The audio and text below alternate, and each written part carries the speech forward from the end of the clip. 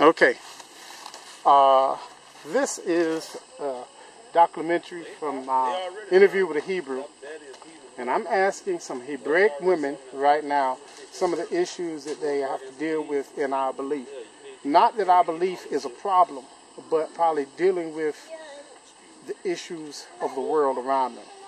Okay, now, what is one of the most difficult things that you have to deal with as far as like family or people? Anyone want to start? I'll go first. Okay, ready. One of the issues that us as women of Yah have to deal with, that I have to deal with on a daily basis, is when it comes to, let me just give an example.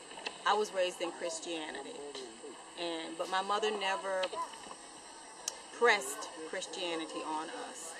And she just, what they call, lived a life, and hopefully we would want to come as well. And that's the same method that I use with our two sons. Yes, we taught it, we lived it, we ate it, we slept it, everything. But I didn't really want to press that on them. I wanted them to make up that in their mind. You know, wanting to live it, wanting to study it, most of all. Because they were not named Christian names when they were born. They have Hebrew names with the Y spelling. So I wanted them to know who they are and not just tradition like I was when I was coming up.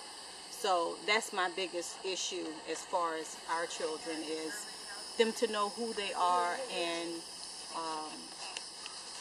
their path, their own path, and how their life and how everything leads to them. Now, I'll be short. I'll give another example as far as if I come across someone and I talk to them about Yah or about Yahweh, and they seem interested, or they might not be interested at all. They might not want to hear anything I have to say. Well, if they are interested, then I'll give them bits and pieces. I won't try to throw the whole plate at them, because they might not have known anything about what I'm talking about. They may maybe have heard of it. But I try to give them a little bit. But if they have, and they're, depending on the conversation, if it's drawing into them, then yeah, I'll give them more, you know. Right. And I just always want to be careful and do it in decency and in order. That's what I would call it. Right. So. Wow. That's very good. That's very good. Anyone else? Hope somebody got something from that. Oh yeah, I know we did. I know we did. Anyone else? I tell you what. What about this? What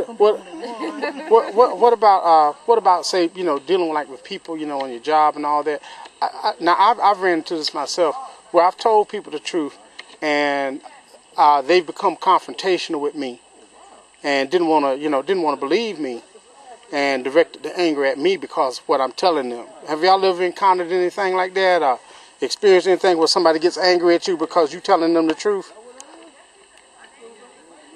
No? They just don't want to hear it.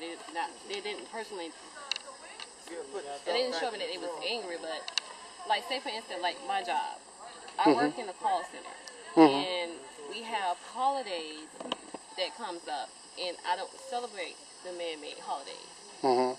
So when it's time to celebrate, they're like, okay, why you're not doing it? I was like, no, because I don't believe in that. And it's just like, I can't do it. I'm sorry. I can't talk in front of the camera. All right. Well, that's all right. You're doing real good. You're doing good. I'm gonna edit it out. I'll edit it out. Don't even think about it. Don't even think about it. It's just like when you're working with others and they live the Christianity life. They like, oh, what's wrong? What are you? Right. Who do you believe in? Yeah. And I was like, well, no, I'm a believer. I believe in Father Yahweh. It wasn't right. Jesus or God. I asked them. I said, well, what does God stand for? Can you tell me that? Right.